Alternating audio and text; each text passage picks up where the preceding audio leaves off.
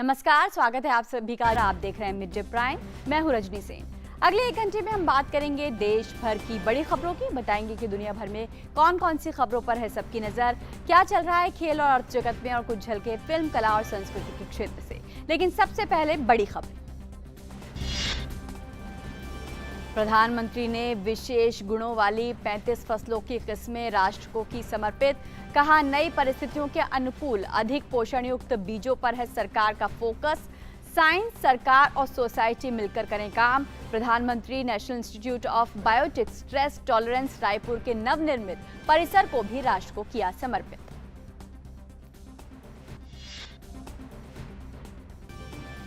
केंद्रीय गृह मंत्री अमित शाह ने राष्ट्रीय आपदा प्रबंधन प्राधिकरण के 17वें स्थापना दिवस समारोह को किया संबोधित।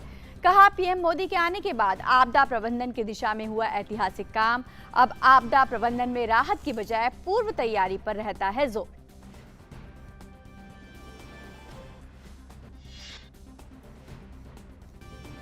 केंद्रीय स्वास्थ्य मंत्री मनसुख मंडाविया ने 2030 तक भारत से रेबीज उन्मूलन के लिए राष्ट्रीय कार्य योजना की शुरुआत की। स्वास्थ्य मंत्री ने कहा, हर साल देश में रेबीज से 50 से 60 हजार लोगों की होती है मौत। रेबीज को खत्म करने के लिए आक्रामक ढंग से करना होगा काम।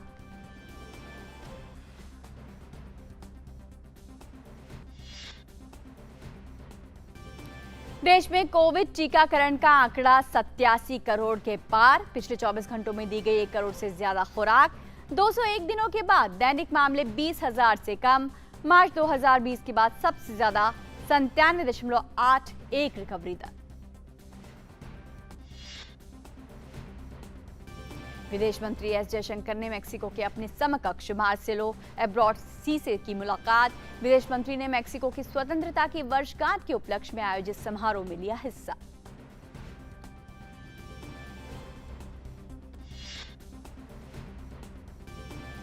जम्मू कश्मीर के दौरे पर पहुंचे केंद्रीय खेल मंत्री अनुराग सिंह ठाकुर बडगाम में ई अनावरण के जरिए 3 इंडोर स्टेडियम का किया उद्घाटन।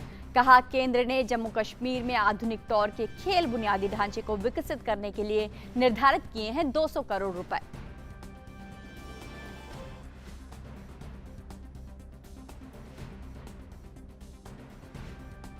और मिड डे प्राइम में सबसे पहले बड़ी खबर पर नजर डालते हैं।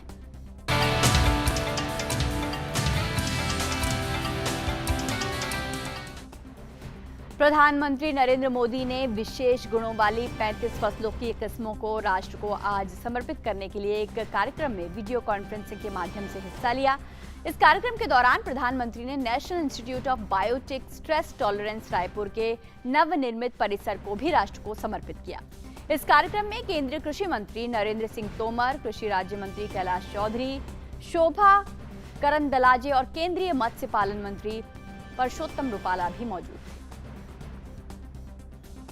प्रधानमंत्री ने अपने संबोधन में कहा कि साइंस और टेक्नोलॉजी के जरिए खेती से जुड़ी चुनौतियों के समाधान पर जोर दिया जा रहा है। बीते 6-7 सालों में साइंस और टेक्नोलॉजी को खेती से जुड़ी चुनौतियों के समाधान के लिए प्राथमिकता के आधार पर उपयोग किया जा रहा है। विशेष रूप से बदलते हुए मौसम में नई परिस्थितियों के अनुकूल अधिक पोषण युक्त बीजों, इस पर हमारा फोकस बहुत अधिक है।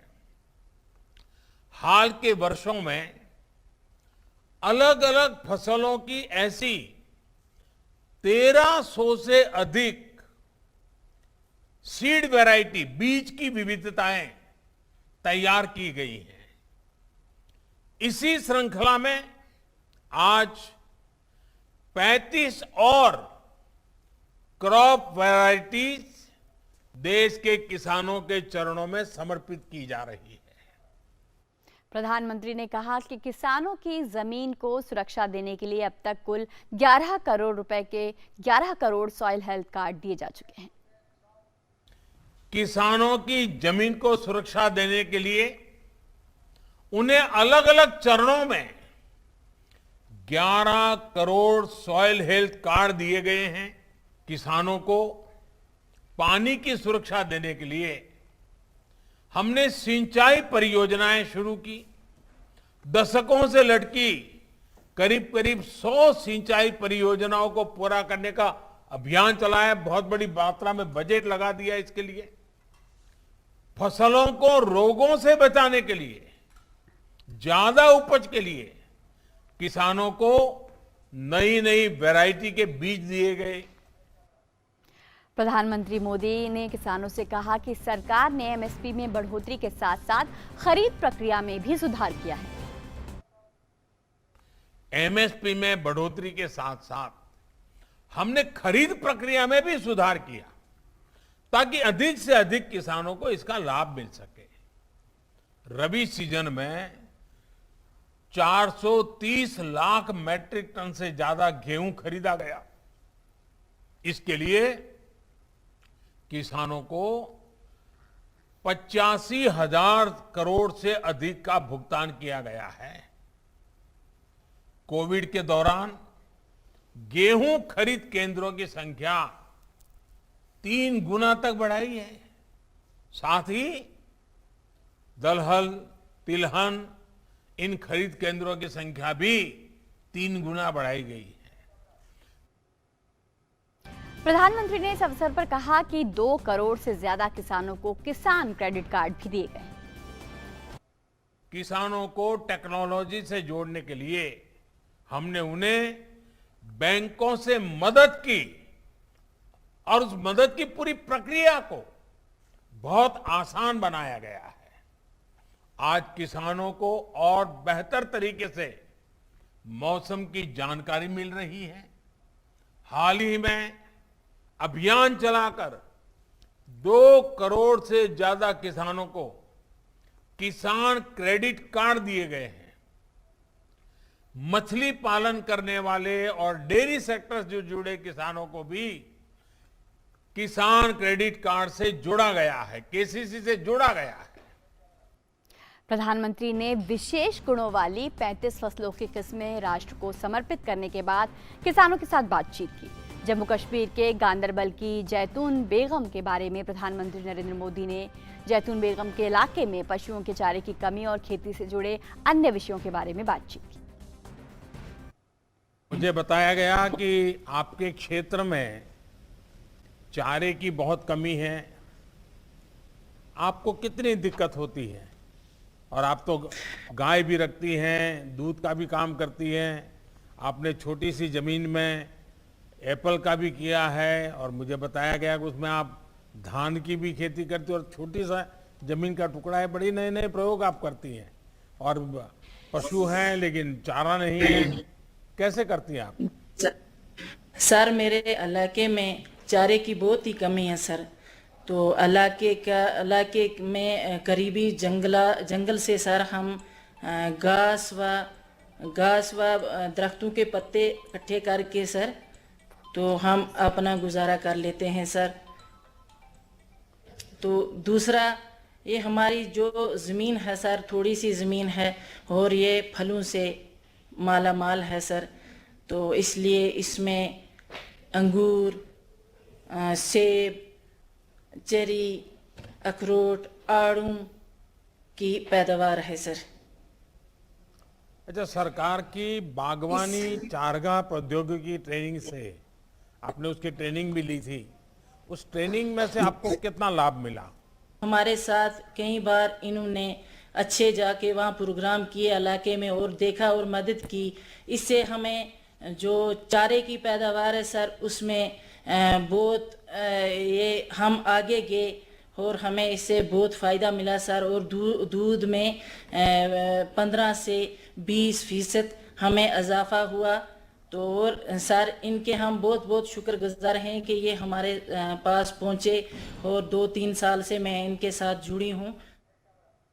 प्रधानमंत्री नरेंद्र मोदी ने उत्तर प्रदेश के बुलंदशहर के कुलवंत सिंह से बात कर उनके द्वारा किसानी, तेल उत्पादन और बीज उत्पादन के बारे में जानकारी ली। कुलवंत जी, आप किसान भी हैं, तेल उत्पादक भी है, बीज उत्पादक भी है। अपनी इस पूरी यात्रा के बारे में ये जरूर देश सुनना चाहेगा कि ये सब कैसे आप इतना सारी चीजें कर सकते हैं। सर अकेला संभव नहीं है। ये एक तरह से एक पहले ग्रुप बनाया, फिर उसके बाद एक कंपनी बनाई और कंपनी में हम लगभग 20 लोग सदस्य हैं। उनके द्वारा सहायक में जो लगभग 200 किसान ये बीज उत्पादन कर रहे हैं। पूसा संस्थान द्वारा जो तेल का जो कार्यक्रम है वो एक उच्च गुणवत्ता वाली 2 वैरायटी संस्थान ने दी, PM30 और PM31। इनका हमने तेल निकलवाया और ये कनोला ऑयल क्वालिटी का तेल है। जो उसमें पिलवाने के बाद जो हमें बाजार मूल्य है वो लगभग 1 किलो पे 30 से 40 रुपए प्रति किलो फालतू मिलता है। पीएम मोदी ने गोवा के बारदेज की दर्शना पडेनकर को फसलों के तौर तरीकों और सरकार द्वारा किसानों की मदद के लिए उपलब्ध कराई जा रही योजनाओं के बारे में उनसे बातचीत की। दर्शना जी, आपके पास कितनी जमीन है और आप उस पर क्या खेती करती हैं? इनके पास 4 एकड़ जमीन है, उसके ऊपर वो धान की खेती करती है। इसके साथ वो तरबूज की खेती, चौराई खेती, सब्जियों में टमाटर, मिर्ची जैसी खेती करती हैं। आपने आधुनिक खेती को अपना लिया है। आप पोल्ट्री के बिजनेस और जैविक खाद बनाने से भी जुड़ी है। इतने सारे काम करने में एक तो आपको ये विचार कहाँ से आया, आपको किस किस प्रकार से मदद मिली, सरकार की तरफ से भी कोई मदद मिली क्या? इनको जो है ट्रेनिंग ICR से मिली है। इसके ट्रेनिंग लेने के बाद ये जो है वर्मी कंपोस्ट करती हैं। इसके सिवा इनके पास 50 बर्ड्स है, पोल्ट्री बर्ड्स है। इसके सिवा इनके पास 3 भैंस है, 2 गाय हैं और ये सब जो है वो KVK के मार्गदर्शन के अंदर खेती करती हैं। पीएम मोदी ने मणिपुर के थोबा सिंह से किसानी और सरकार से किसानों को दी जाने वाली सहायता और उनकी पहुंच के बारे में चर्चा की। थोबा सिंह जी, आप तो फौजी रहे हैं, आपने पहले देश की सेवा की, अब ये धरती माता की सेवा करने में लग गए हैं आप। आपने सेना में रिटायरमेंट के बाद ये किसानी से जुड़ना और उसमें भी नए नए प्रयोग करने के लिए कैसे सोचा? ये तो बहुत ही अच्छा बात है साहब। हम फौज में रहने के बाद घर में आकर के लोगों को पेट भरने के लिए जितना भी हम उत्पादन करना हमारा कर्म है, हमारा धर्म है। इसीलिए हमने खेती बाड़ी करने में अपना मन लगा के जोड़ दिया सर। अच्छा, आपने अपनी खेती को बहुत डाइवर्सिफाई किया है। मछली पालन भी, पोल्ट्री का भी काम करते हैं, और ये सारी चीजें एक साथ करने का विचार कैसे आया? ये जो है साहब शुरू में हम एक साथ नहीं किया है। जैसे कि इसी साल एक काम किया, इसमें कुछ पोल्ट्री लगाया, उसमें कुछ हमको बेनिफिट मिल गया, उसमें कुछ फुर्सत भी मिल गया। नेक्स्ट ईयर में हमने कुछ और लगाना शुरू किया। ऐसे करते करते 2-3 साल में हमने 4-5 फसलें लेना शुरू कर दिया। एकदम से शुरू में पूरा तो नहीं लगाया, हर साल में एक प्लस करके गया हुआ सर। प्रधानमंत्री नरेंद्र मोदी ने उत्तराखंड के किसान सुरेश राणा से खेती के नए तरीकों को अपनाने और इस पर उनके जुड़े अनुभवों के बारे में बातचीत की। मुझे बताया गया कि आपने अपनी खेती के तरीके में कुछ बदलाव किया है। ये कैसे बदलाव था और आपने ये बदलाव क्यों किया? जी महोदय, दरअसल में पहले मैं जो धान और मटर और ग्रीष्मकालीन जो धान लगाता था, उस समय मेरे को पहले हमारा यही खेती करना था, फसल चक्र अपनाने का प्रयास किया। लेकिन 2017 में उससे हमको बड़ा नुकसान हुआ कि 2017 तक हमारी जो ग्रीष्मकालीन धान था उससे हमारी जमीन की उपजाऊ क्षमता बहुत कम हो गई, पानी का जल स्तर बहुत गिर गया। तो कृषि विज्ञान केंद्र काशीपुर के वैज्ञानिकों के सहयोग से, उनके मार्गदर्शन से वैज्ञानिकों ने हमको मक्का की खेती के बारे में बताया।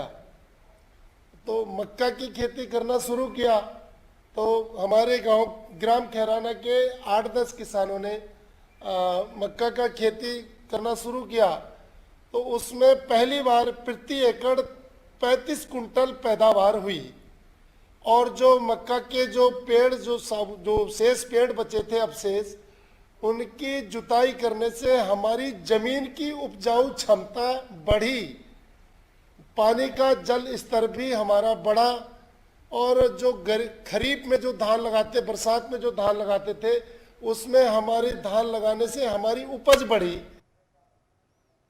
प्रधानमंत्री नरेंद्र मोदी ने वीडियो कॉन्फ्रेंस के माध्यम से विशेष गुणों वाली 35 फसलें की किस्में आज राष्ट्र को समर्पित करने के कार्यक्रम में हिस्सा लिया। इस अवसर पर मौजूद केंद्रीय कृषि मंत्री नरेंद्र सिंह तोमर ने अपने संबोधन में कहा कि किसानों के कल्याण के लिए प्रधानमंत्री मोदी के कदम प्रेरणा देने वाले हैं। उन्होंने कहा कि जब से पीएम मोदी ने कार्यभार संभाला है, तब से कृषि के क्षेत्र में नई क्रांति का सूत्रपात हुआ है।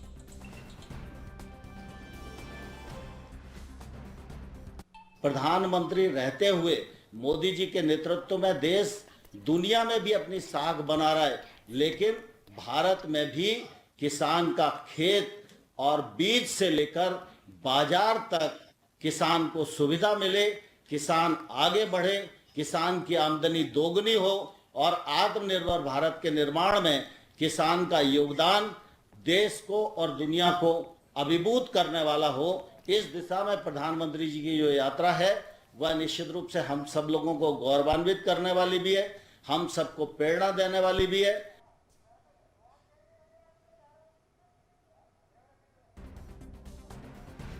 तो प्रधानमंत्री ने आज 35 नई फसलों की किस्में राष्ट्र को समर्पित की हैं। वो फसलें जो जलवायु के अनुकूल होंगी, वो फसलें जो किसानों की मेहनत बचाएंगी, वो फसलें जो पानी बचाएंगी, सिंचाई के लिए ज़्यादा संसाधन उन्हें नहीं लगाने पड़ेंगे। और इन फसलों की अगर बात करें तो इन्हें शोध के बाद, मेहनत के बाद तैयार किया गया है, ताकि जो किसानी है, खेती किसानी है, वो किसानों के लिए नुकसान का सौदा ना बने, फ़ायदे का सौदा बने। और किस तरीके से वो आज की जो है ज़रूरतों के हिसाब से ये फसलें तैयार की गई हैं। अगर बात करें, प्रधानमंत्री ने आज 35 नई फसलों की किस्में राष्ट्र को समर्पित की हैं। भारतीय कृषि अनुसंधान परिषद ने इन फसलों की नई किस्मों को शोध और रिसर्च के बाद तैयार किया है। ये फसलें कैसी होंगी, इनका क्या फ़ायदा होगा, आइए जानने की कोशिश करते हैं।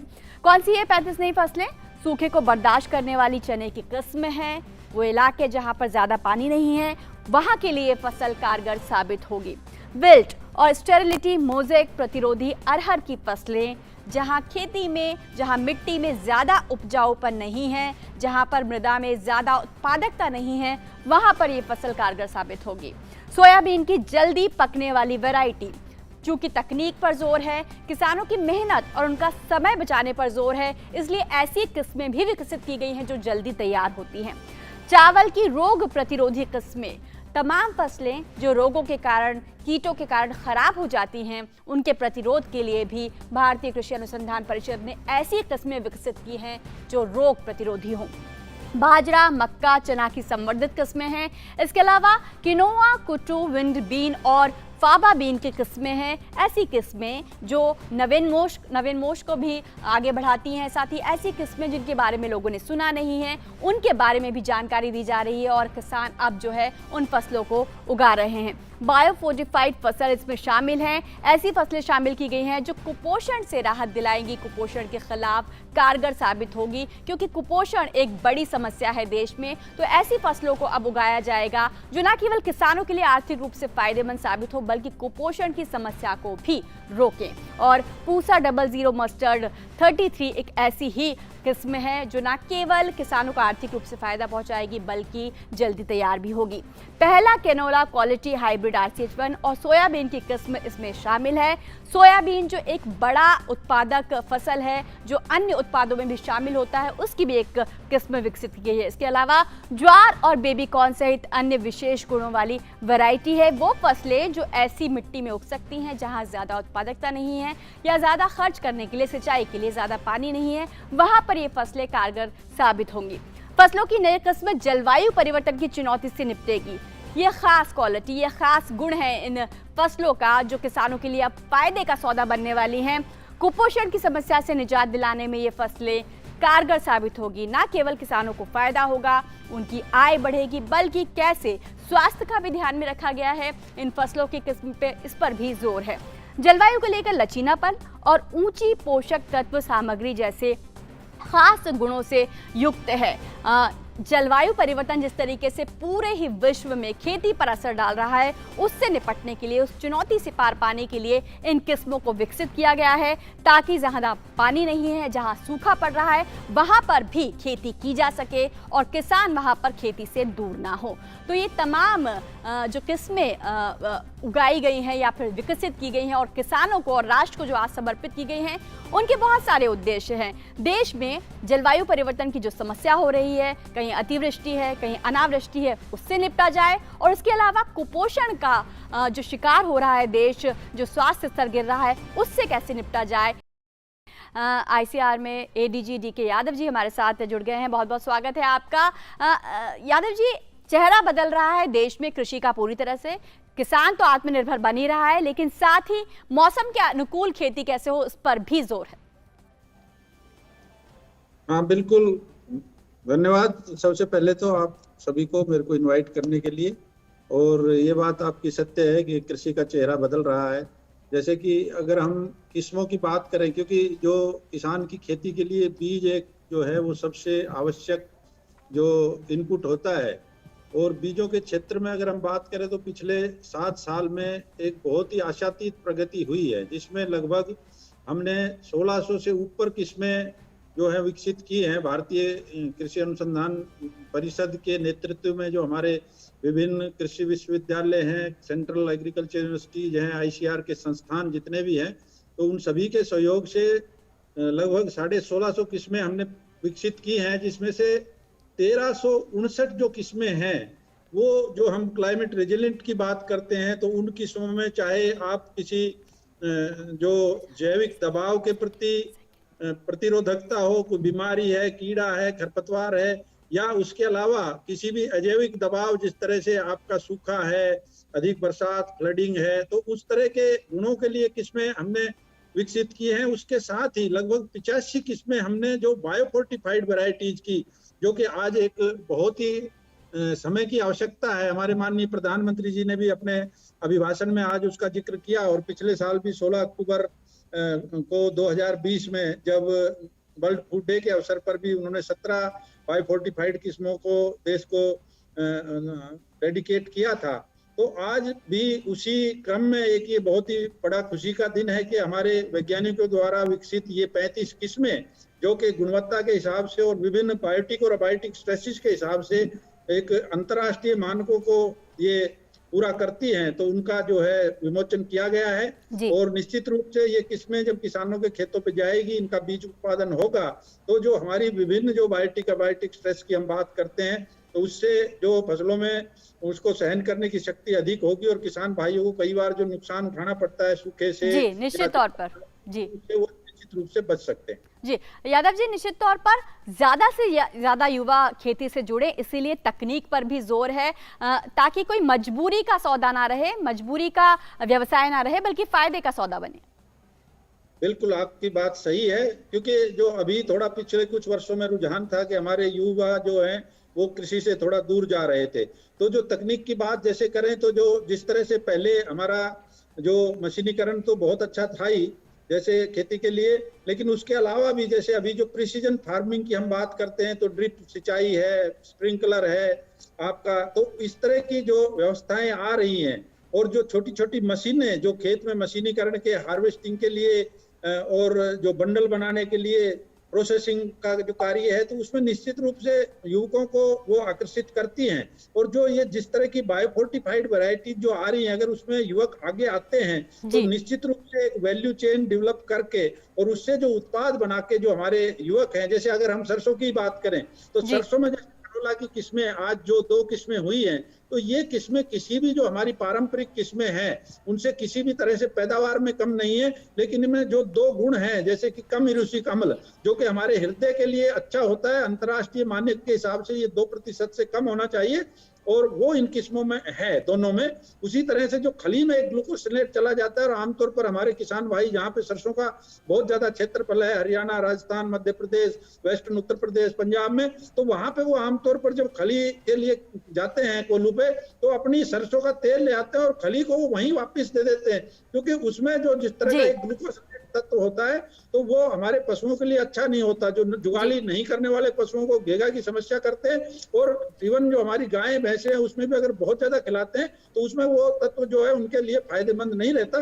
तो जो युवा हैं वो इस तरह की जो किस्मों को लेके अगर वो आगे आते हैं और एक वैल्यू चेन डेवलप करके, जैसे आज कुलवंत का जिक्र हमारे प्रधानमंत्री जी ने भी किया, साक्षात्कार किया, तो इस तरह से किसान निश्चित, जो हमारे युवा किसान वो निश्चित रूप से आगे आ सकते हैं और ज्यादा से ज्यादा फायदा कमा सकते हैं। बिल्कुल, तो किसानों के लिए आर्थिक फायदे के रास्ते खुलेंगे, साथ ही खेती जो होगी वो अब मौसम और जलवायु के अनुकूल होगी। बहुत बहुत शुक्रिया आपका यादव जी हमारे साथ जुड़ने के लिए। धन्यवाद। और एनडीएमए का स्थापना दिवस मनाया जा रहा है और प्रधानमंत्री के प्रधान सचिव भी इसमें संबोधित कर रहे हैं। आपको सीधे उसी कार्यक्रम में लिए चलते हैं।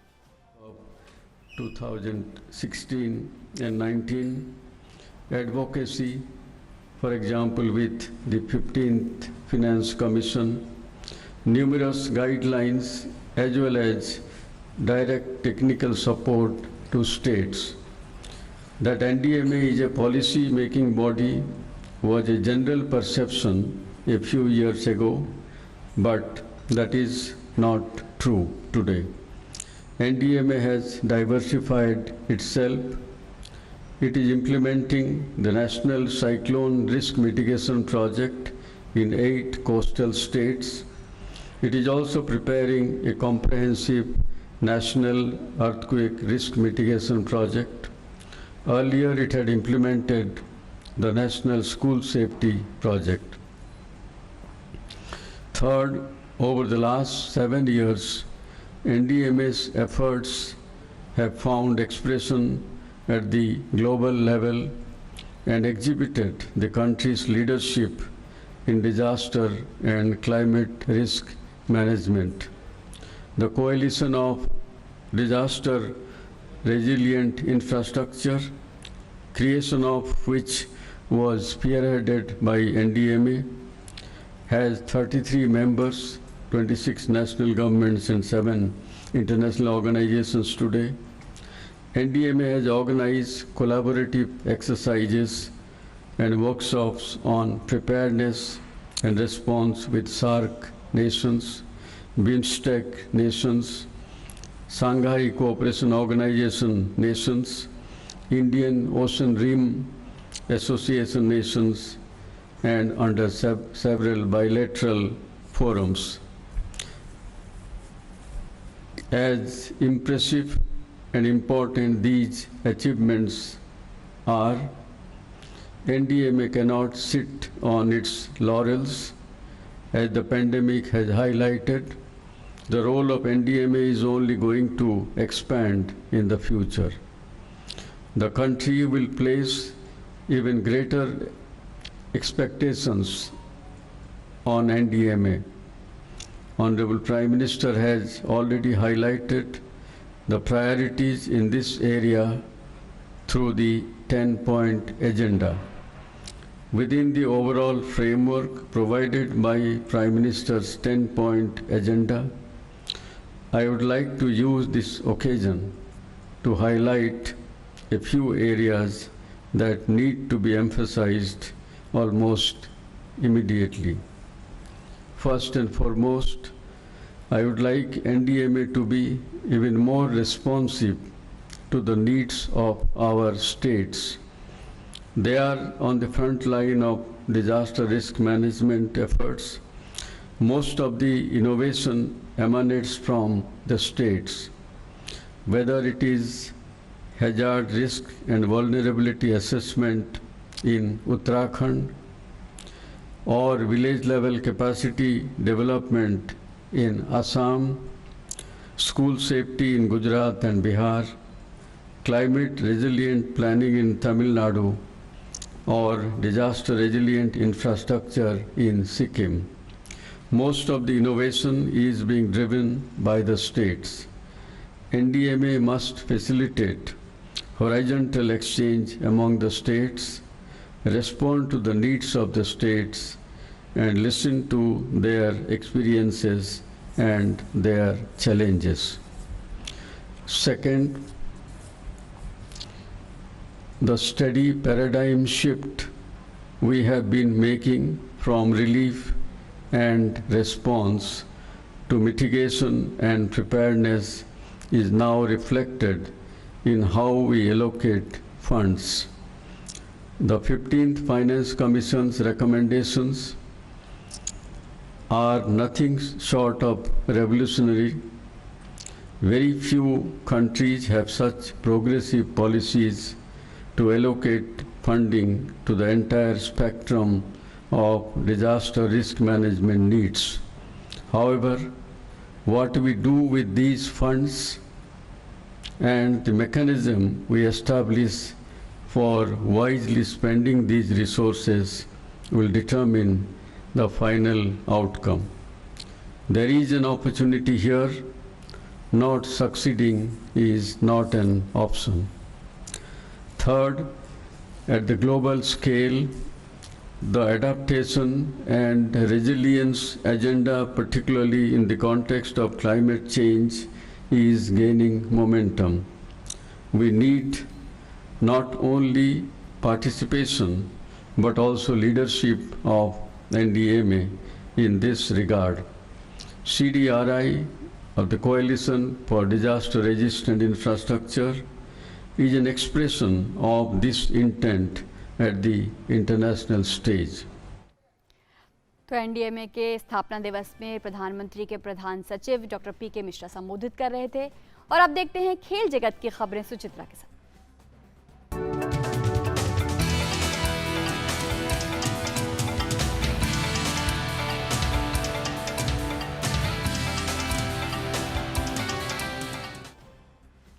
तो सुचित्रा, आज क्या है खास खेल की दुनिया? जी शुक्रिया रजनी। युवा एवं खेल मामलों के केंद्रीय मंत्री अनुराग सिंह ठाकुर ने सोमवार को जम्मू कश्मीर के बडगाम में ई अनावरण के जरिए 3 इंडोर स्टेडियम का उद्घाटन किया। इस मौके पर केंद्रीय मंत्री ने वॉलीबॉल खेलकर युवाओं की हौसला अफजाई की, वहीं उन्हें ड्रग्स से दूर रहने की नसीहत भी दी।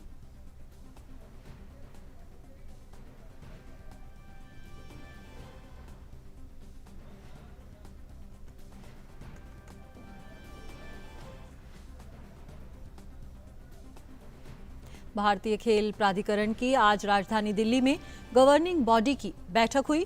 इस बैठक में केंद्रीय खेल मंत्री अनुराग सिंह ठाकुर भी मौजूद थे, जिन्होंने बताया कि स्पोर्ट्स साइंस को लेकर कई अहम फैसले हुए, जिनका फायदा आने वाले समय में खिलाड़ियों को अंतर्राष्ट्रीय स्तर पर देखने को मिलेगा।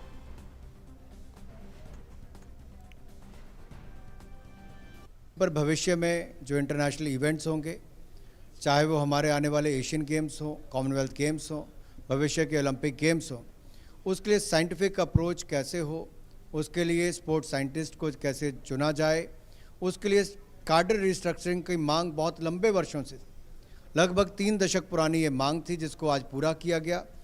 और मैंने जब से खेल मंत्रालय का चार्ज लिया है मोदी जी के नेतृत्व में, मात्र 100 दिन के अंदर हमने इसको भी पूरा किया। और इस मांग से हमें ये लाभ मिलेगा कि अब आने वाले समय में हम लगभग हाई परफॉर्मेंस जो एनालिसिस्ट हैं 138 पोस्ट उनके लिए क्रिएट की जाएंगी, हाई परफॉर्मेंस डायरेक्टर 23 और स्पोर्ट्स मेडिसिन डॉक्टर जो हैं वो लगभग 23, फिजियोथेरेपिस्ट 93 और मैसियर्स 104। इससे क्या होगा, स्पोर्ट्स साइंस को हम इंश्योर करेंगे कि हमारे नेशनल सेंटर ऑफ एक्सीलेंस जितने भी देश भर में हैं उस पर ये सुविधाएं मिलेंगी, ताकि हमारे खिलाड़ियों को भविष्य में अंतर्राष्ट्रीय कॉम्पिटिशन्स में तैयार होने के लिए पर्याप्त सुविधाएं भी हो। और कैडर रिस्ट्रक्चरिंग का एक बड़ा निर्णय आज इसमें लिया गया है। बात करते हैं आईपीएल की। इंडियन प्रीमियर लीग में आज दिल्ली कैपिटल्स और कोलकाता नाइट राइडर्स की भिड़ंत होगी। इयॉन मॉर्गन की कप्तानी वाली कोलकाता नाइट राइडर्स की बात करें तो टीम ने दूसरे चरण में शानदार प्रदर्शन किया है। केकेआर ने पिछले 3 में से 2 मुकाबले जीते हैं। उसे चेन्नई के खिलाफ मैच में करीबी हार का सामना करना पड़ा था। केकेआर की टीम 10 मुकाबले खेलकर 8 अंक के साथ चौथे पायदान पर है। वो इस मुकाबले को जीतकर शीर्ष 4 में बने रहना चाहेगी।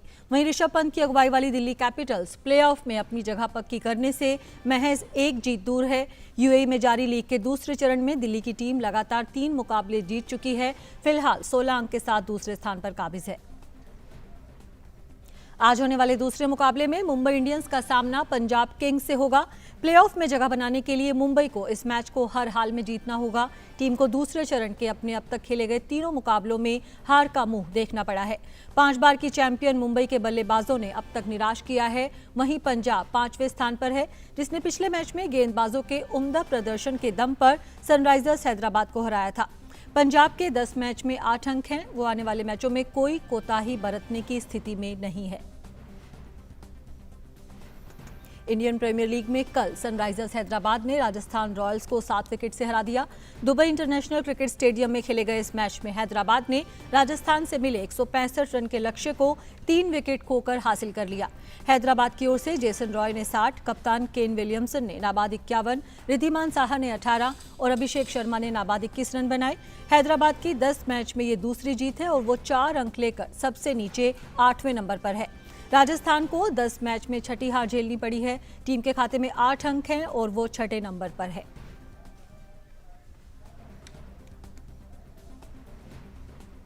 तो ये थी इस वक्त की खेल की कुछ प्रमुख खबर। वापस चलते हैं रजनी के पास। बहुत बहुत शुक्रिया सुचित्रा आपका।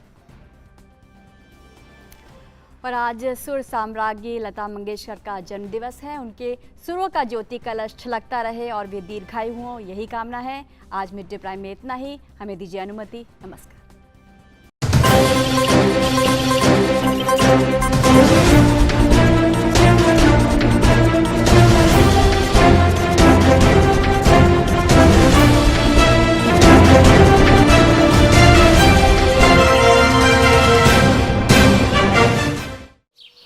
ओ काका, हुआ है शहर, ले आए खाद बीज? हाँ भाई, लेके तो आया हूँ, पर क्या कहूँ, महंगाई इतनी हो गई है कि समझ में नहीं आता है कि खेती करे कैसे।